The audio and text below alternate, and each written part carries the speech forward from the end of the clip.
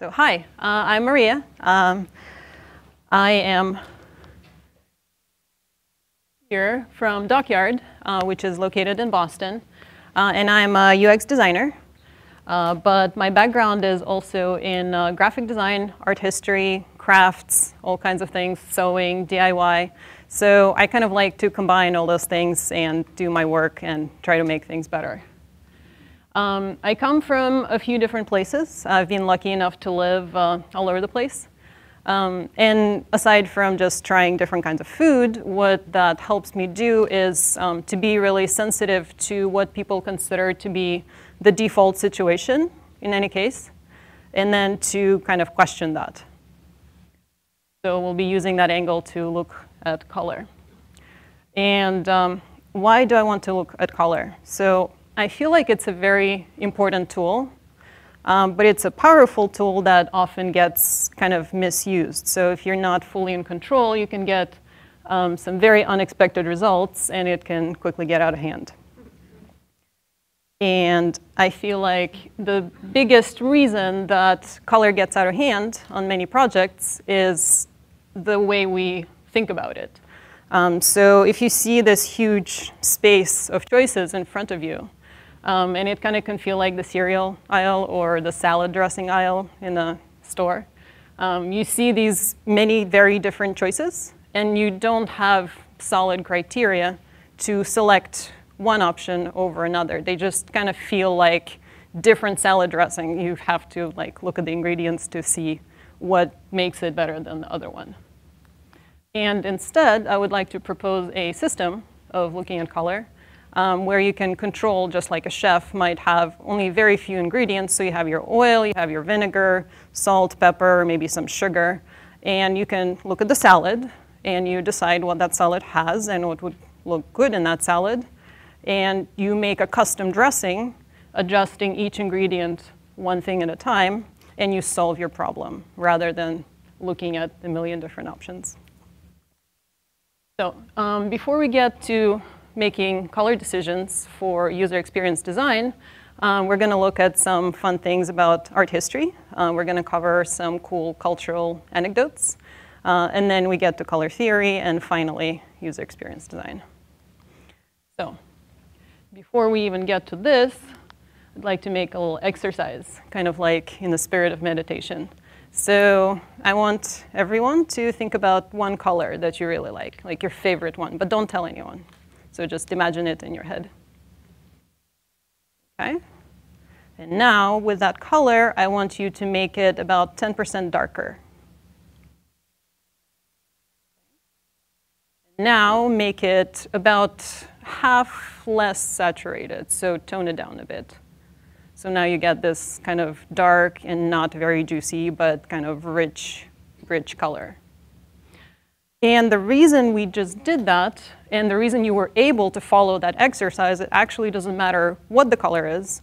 It matters that you were able to imagine the color space, and you imagine it with different axes. So basically this, right? We all have this mental model of a color that can be adjusted in many different ways. It can be made darker, lighter, et cetera, et cetera. Basically, Photoshop.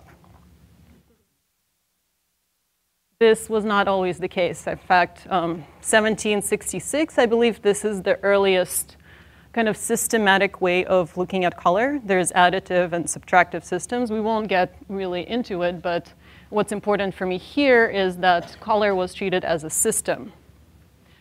But before that, let's say in medieval Europe, colors were not kind of considered on this diagram for dark to light. Colors were very discrete pigments. So one blue and another blue are two different things. They're not two kinds of the same blue. So because of that, you will see that a lot of medieval European illuminated manuscripts look a little bit like paint by number. You know, you have this blue right here. You have this red right here. Fun fact about this blue is this pigment is made from ultramarine. It's more expensive than gold. You would have to specify exactly how much pigment you would put in one of your artworks. If you're an artist, you do not want to mix that pigment with something that's cheaper, right? It's like, that's gold. That's super expensive. And same with the really vibrant red. And because of the cost and because of the implications of just how difficult it is to get this pigment, you would only use that color to represent someone of nobility. You would maybe use that color to paint like the clothing of the Holy Mary. You know, it's a traditional, very vibrant ultramarine blue. But you wouldn't paint like a peasant girl frolicking about in a blue dress. That would just not be acceptable. So you get this kind of system that goes on. Right? So now we go a few years later. This is a Vermeer. And you see that, very controversially, he now starts to paint with blue, with ultramarine, but it's a servant girl pouring some milk. So she's no longer required to be part of nobility, but the painting was in fact commissioned by a very wealthy commissioner. There was a contract wherein it was specified that a certain amount of ultramarine was used for the painting. So it's not just as easy as, you know, oh, what color would look good? Let's make it that. But the color represents the wealth of the owner of the painting, but it's no longer reserved for use. A bit later, the Industrial Revolution happens. And we kind of don't give credit to the fine arts for what they've done for the chemical industry right now. But in fact, most of the chemical companies that we know today got started as manufacturers for different color vibrant dyes during the Industrial Revolution. The chemical industry owes a lot to art, kind of, let's not forget. So one example, the first color that was synthetically manufactured is this mauve, this lovely saturated purple, and it's by William Perkin. And because colors became available and became very saturated, things start to happen. So all of a sudden, artists use them, but then the academy steps in and controls, you know, what artists can produce, and they're saying, no, no, no. Real artists will use only tasteful tones, you know. The masters, they didn't have this purple, so maybe we shouldn't use this purple either. So there's kind of like a back and forth, you know. Even recently in the 60s, there was a lot of bright saturated colors, and then it goes down and goes up and goes down. So it's kind of a fun spiral thing that happens. Another cool thing that happened during the Industrial Revolution is color became available in a tube. Before that, an artist would have to be in a studio, get a large rock, a stone to grind the color, and you get your pigment, your oil, some other kind of binder. You grind it together, maybe you keep it for a couple of days, but you're basically in your studio all day. So what changed with these is now suddenly artists are outside. They're like, oh, wow, things are different colors. So before this, you would maybe see the sky is blue, the grass is green, and the trees are like a different green, right? But what the Impressionists did was they saw all the different colors. They're outside, and now the hay is not just the color of hay plus a little darker and lighter for shadows and highlights, but the hay has purple in it. Who would have known? You can only discover that by actually observing nature and kind of getting the impression of it on yourself. The next thing that I found interesting about art history is colors are not only an impression, but colors represent, it's like really far from what you would actually see in that room. You know, the walls are red and the ceiling is this really weird acidic green. This is not an impression of the room. This is actually the artist's inner thoughts represented onto the room. So the colors help explain what the artist is thinking rather than what they may be seeing. And the next thing I want to show is from the 1950s. This very vibrant blue, you might remember, it kind of looks like the ultramarine blue. That was this super special reserved color. But now Yves Klein actually manufactures it synthetically, and he was the first artist to patent the manufacture process of this blue color. And that became kind of the artwork, you know. So color in and of itself, this is one of his pieces. It's just a huge expanse of this blue color, and it is an experience just to walk around it.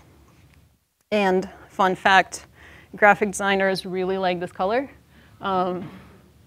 This is Trendlist, a very useful website if you're trying to make a design decision and are wondering if many other people have made the same decision.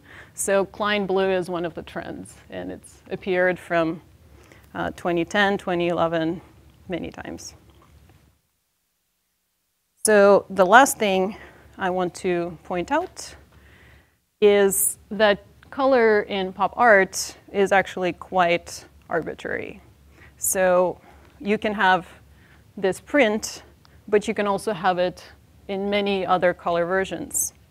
And that is because right now, with the manufacturing processes that we have, we're used to selecting an object, and then independently of it, we're selecting the color we want that object to be. So there's a big difference between the intrinsic, what the thing is, and what color it can be. And I feel that's pretty important and actually pretty amazing that we have this power to separate those two things. So in summary, you go from color being an unchangeable thing to color being something you can change on a whim.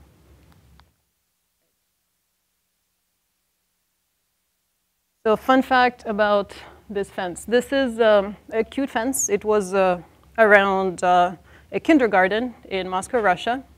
And the color of this fence almost caused the kindergarten to be shut down about a year ago. And from the giggle, I think maybe some people know why. There is an unfortunate fact that Russia and Ukraine are next to each other. There is a bit of a conflict between them. And painting a fence, or in fact anything in Moscow right now, the combination of those two very happy, very cheery, innocent colors, that's kind of not okay, because that's what the Ukrainian flag looks like. And I'm sure vice versa. Another fun fact, in the Iliad and the Odyssey, Homer keeps mentioning that the sea is a wine color. So what does that mean? One possible explanation is that Homer was blind and had no idea. But it is, in fact, mentioned by other authors, and it seems like it's a consistent thing that people just keep using. So another explanation that I find a bit more plausible is maybe the ancient Greeks did not care about color in the same way that we do. Maybe they cared about how light or dark a thing is, but not what hue it is. So if you imagine dark and light, shiny and matte, that could be the main important scale of how you evaluate the look of objects. And in fact, if you look at different Latin terms for color, it becomes quite difficult to translate them. So you can see the very neat mapping that we would have to a rainbow right now, but then things get really confusing, right? Nothing neatly maps onto each other. Another cool place to look for color is Japan in the Heian period, where at court, you, as an educated person, were expected to pair and combine colors in a very expressive way. So you would not be evaluated perhaps on your resume. You might be evaluated on your poetry, but also on your ability to layer the colors in response to the weather, nature, art. So it becomes really important, just the sensitivity of color. And even right now, I come from Russia, I speak Russian. So when you look at these two sides in English, that is blue and blue. For me, these are two different colors of the rainbow because, and they correspond roughly to like, this is blue and this is indigo, I suppose. But for me, these are two separate colors. And there's an opposite example where the red color From what I understand, in Chinese, there is red and the modified powder red. And they are, in fact, two shades of the same color red, versus in English, we would normally say these are completely two different things, red and pink. Speaking of pink, it seems to be the default color for girls, and blue is obviously for boys, except in 1637. This was a painting that showed some aristocratic children, right? But obviously, the boy, being the stronger one, would be wearing the stronger color, which is red and pink. The girl is more demure. She ought to obviously wear the blue. So the default meanings for these people and the default meanings for us are completely the opposite. Here's another fun one. The red and the blue states were only red and blue starting in about the year 2000. Before that, the color that designates Democrat and Republican actually switched every election season. So also not obvious. And the list goes on. So what does the green color mean? What about blue? You can keep going. And even yellow. Right? So all of these examples, there are many, and the more you dig into culture, the more fun stuff you uncover. But the one thing I want to just focus on is before you start on a project, we really need to do user research and testing. And we need to find out, for example, that was great, if the red color means that's a scary color, right, for patients. So do your research and check your assumptions against the assumptions of your target audience. Now a bit of fun theory. Just going to go through some terms really quickly. Complementary colors, they're opposite each other on the weird color circle that everyone assumes is the truth. Analogous colors are close together, they strengthen each other. And there's many different weirdly named color schemes. They basically all mean the same thing, where you choose your colors on the color wheel and you kind of fix the relationships between them, and you can twist and turn and they stay in the same relationship. That's essentially what a color scheme is. A hue is, I just normally call it a color. Also, fun fact, we'll not get into that. A shade is how much black you could put in a color. A tint represents how much white. Chroma is kind of like saturation. And there's this really weird one, the gray equivalent of a color. And this is important for one specific reason.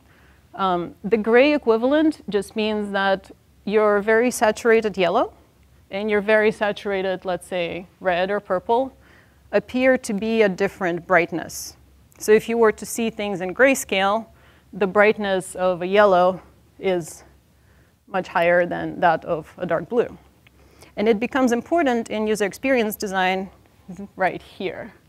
Oh, this is interesting. On the projector, you can, in fact, read this, but hopefully it's difficult.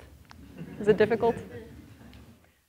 So the contrast between the hues is not very helpful when you're trying to make something readable. The contrast between the values is what you want. And readability ties into just the ability of different people with different vision, different conditions to see your content. It's very important to have it, and it's a key design tool. And when I say accessibility, I don't just mean, you know, color blindness or different other things, but I mean, for example, this room. So this projector has a certain range of contrast, but then you get this light right there, and it's much brighter. And then the shadow below the projector is much darker. So your range is, in fact, smaller than all the possible colors. And being able to control the contrast really helps us solve problems for all kinds of conditions for everyone in this room. So because I feel that contrast is so important, it's really frustrating that this tool that we use all the time is not actually very useful. Right? If I want to judge a color based on how light or dark it appears, I'm much better using a color, like a 3D system of thinking about color that Albert Munsell invented. He actually made a 3D kind of globe system where the thing that we really care about, how light or dark something is this axis vertically. And then all the colors are arranged according to that. So you might have seen these color charts. And where this becomes useful is in comparing different kinds of red. And I can just decide on exactly how light or dark I want my red to be. But wait, there's more. If you want to compare two colors, it's even more useful. If I need to have a few steps of contrast between my colors, I can pick a yellow that's pretty high and a blue that's pretty low. And the combination of these two colors will be easy to read. It's super useful. So in summary, this whole section, figure out your contrast in grayscale, and your colors will follow. Now, user experience design. Very often, we have to talk about our color decisions to clients. And colors are kind of weird because while a client might not have an opinion on how you've coded something, they will definitely have an opinion about color. So if my boss's husband's cat's name is Periwinkle and they're really fond of the cat, and I'm kind of choosing a color for the project, and they're like, it should be that color. My cat, make it that color, right? So you have to defend your decisions, and you have to have really good reasons why you picked that color. And here are some examples. Color does a few things really well. Color can help you show what things are related. Color can symbolize things in fairly obvious ways, like we covered yellow, red, green, unless it means something else to your audience. Color has psychological effects. Color is great for branding. Color is really good at representing data, unless you use every single color of the rainbow. And of course, when you get into psychology, there is just a huge variety of things you can refer to. I suggest the method of Googling. And then I suggest Googling more than one thing, because you have these really clear guides that say that pink is clearly this and brown is clearly this. But then you compare a couple of them and you become a little more skeptical. So 2 or more is the way to go. And finally, we get to the system. It's a 3-step system to lead you to success. Step 1 is to resolve your contrast in grayscale sketches. We'll briefly cover that. Step 2 is selecting the optimal color, and 3, you refine it. So 1, for me, looks like this. When I'm on a project, I usually get to my color decisions already with some grayscale sketches. I have my wireframes. I know what's important, what's secondary, what's third. So that's essentially what I use. That's the skeleton to base my decisions. Step 2 is select the color. And you might think I am missing some information here, and you would be correct. However, that secret formula to selecting the color, I can't say what is the right one and what is the wrong one without seeing your context. So you do, in fact, need to do the work of knowing your users, selecting the goals, and thinking of all the things that a color can do well. And then you kind of mash it up together and select the least weird, least bad option out of them. So yeah, a miracle occurs, and let's say you have your color. Once you have it, you refine it, and you make it awesome. There, I can give a few specific suggestions. Some things you can do to refine a color. One is to sketch in color. So instead of, for example, I have my perfect purple. I take this purple, and I go to my Photoshop file, and I dump it all over the place. And that's like, it takes me 20 minutes to figure out all the stuff. It looks good, okay, but it doesn't work. I go back, I pick another color, go to Photoshop. It takes a long time, right? So if you want to iterate and you want to fail quickly, what should happen is you should sketch your color combinations. So something like this, you consider the proportion, you consider what's next to each other, you consider your neutrals, how they can play off of your color selections, and let's say with some deep thinking, you figure out this is your preferred solution. So the next thing you want to nail down is how much of each color. This is not very helpful. This is how you normally see a color palette, but it's missing some critical information. From here, if these are your swatches, you can go either to this look or to this look. Not the same. So what you want to do is you want to not only decide your color combinations, but you want to decide the proportion. And for that, Pinterest is actually a great tool where you can see the color swatches together with a photo. And a photo is a pretty good approximation of like what's next to each other, how much of each color. So I highly suggest using something like this. Another thing that you could do is realize that you're not required by law to make your lightest color 100% white and your darkest color 100% black. Here's an example of a project that I worked on. It's a website for an event, and the event has this really vibrant orange kind of brand color. It's not so vibrant right now, but imagine like super bright, happy orange, almost neon. And to support that color, to propagate the feeling that it's a welcoming event, it's happy, instead of using black next to it, we use this color which appears currently to be black, but is in fact a really warm shade of dark orange.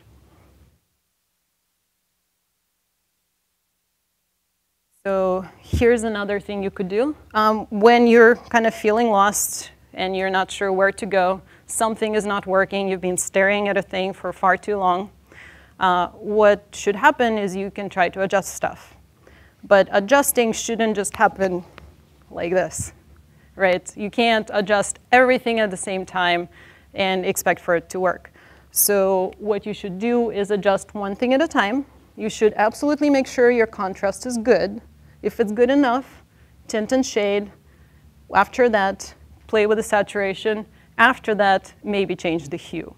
So for me, that order has worked. It's not essential that this is 1, 2, 3, 4.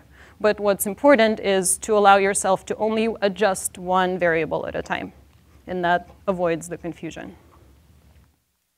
Number 5 is a bit controversial, having a whole talk about color, and now suddenly we don't need it. But what I mean by this is you can remove the color where you don't need it. So not your entire project has to be slathered in your beautiful Technicolor, in this case, red and blue. A cool example of it is how Dribbble handles their content pages. So their brand color is this vibrant, beautiful pink. But their pages are not vibrant, beautiful pink throughout. Why not? Because the content that you have on a typical page is very colorful by itself. So to support that experience, the page needs to kind of step back and be very neutral.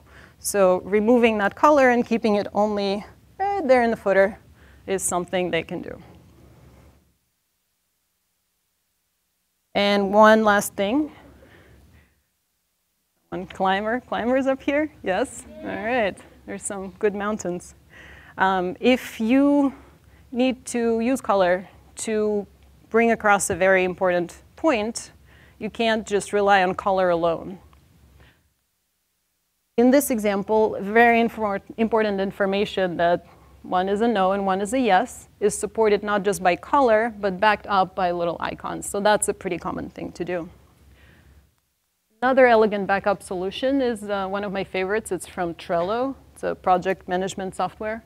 And they have a mode in which you can turn on those little textures to support the colors of the label. So even if you can see stuff in grayscale, you will see the difference between those colors. So that's all the practical stuff. Now, some fun facts. Facebook had to be blue. The author of Facebook, Mark Zuckerberg, is colorblind, so he actually sees the rainbow like this. He wants his product to be happy and vibrant, so he has a choice between this lovely yellow and this lovely blue. At the time, especially right now, not so much. The yellow would represent happy, warm things, and the blue represented technology. So obviously, the choice had to be this blue. Netflix. There was no other color that this could be because they wanted to refer to kind of movie theater vibe. The seating right now is kind of this dark red. So they just made their product the color of a movie theater curtain. And Spotify, that's my favorite one. Their brand color is currently whatever. They're rebranding, I think, late 2014. Created this guide by which a designer can use any color on the left to represent black and any color on the right to represent white, mix them up, and create an artwork that's on brand. So it's completely anarchy, right? But it's still on brand, so their stuff looks like this. Pretty cool. That's all I have.